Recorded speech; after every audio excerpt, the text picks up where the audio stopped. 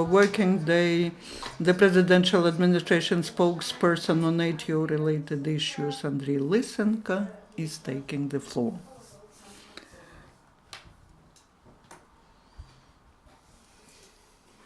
Good afternoon, esteemed colleagues. The main events in the ATO zone during the last 24 hours.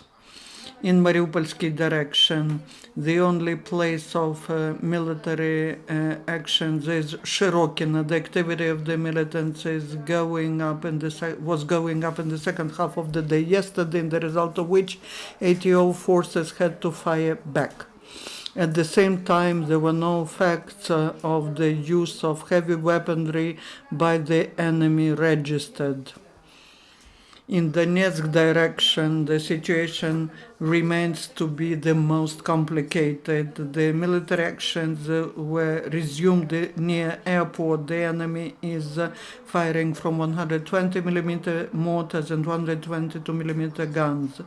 Also in Marinka and the nearby territories, it is not quiet. Our positions in Berezovaya settlement of Marinsky district for half an hour were shelled at from Grad systems. At the same time, the militants are firing not just at the military. Yesterday morning, they were shelling at Granitny settlement from 120mm mortars.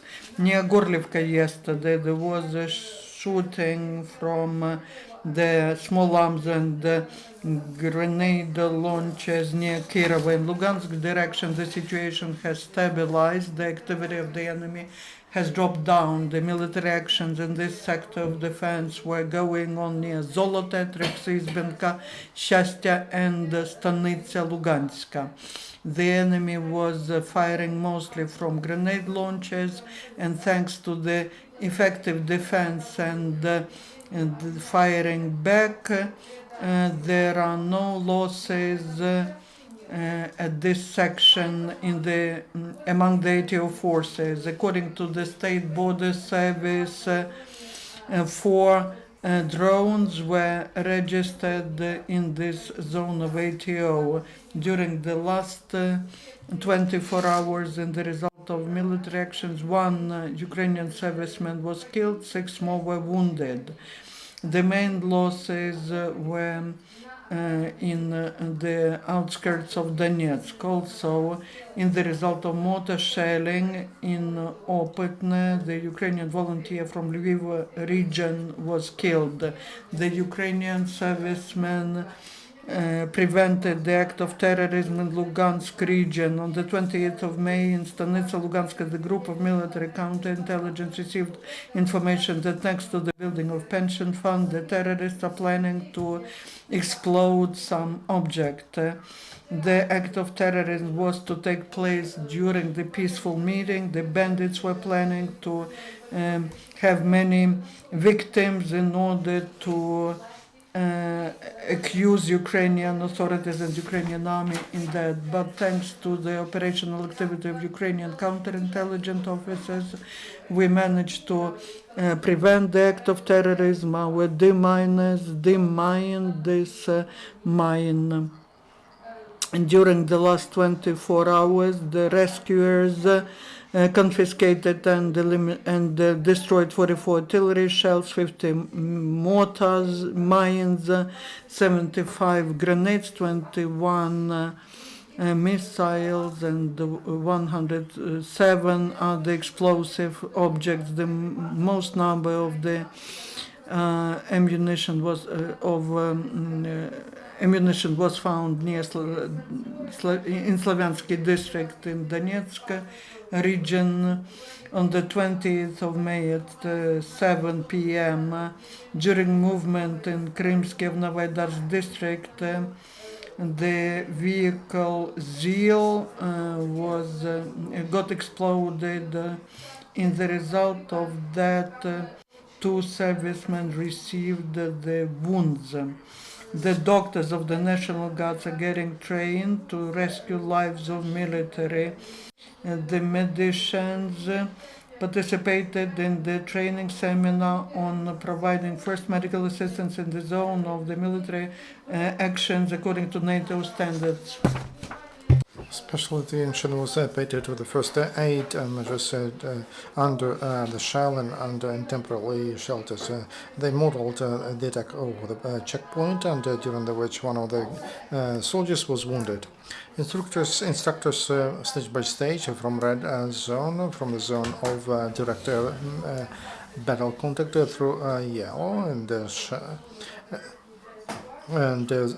through green, zone for preparation for evacuation, and to final stage on a sanitary plan. And they explain how to provide the best assistance to the wounded and to save their life.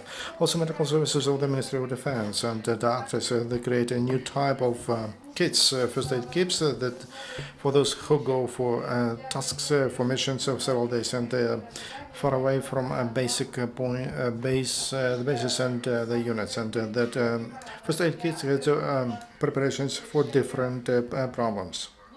And the new first aid kit meets all the standards of NATO and will cost about 1,000 hryvnia. Investigators are sent to record the case for leader of DNR with the name of Seber. He was very rude and he committed a lot of crimes, and he killed 2 civilians and wounded 1 border guard.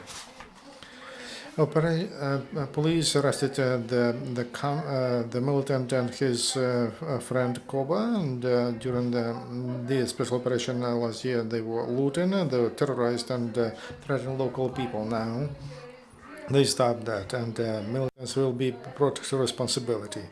Also, police arrested supporters of militants in the region. One of them provided information about a movement of equipment and the number of soldiers and the dislocation of 80 forces. Militants from DNI used that information to correct artillery and for also for subversions. The other informer was arrested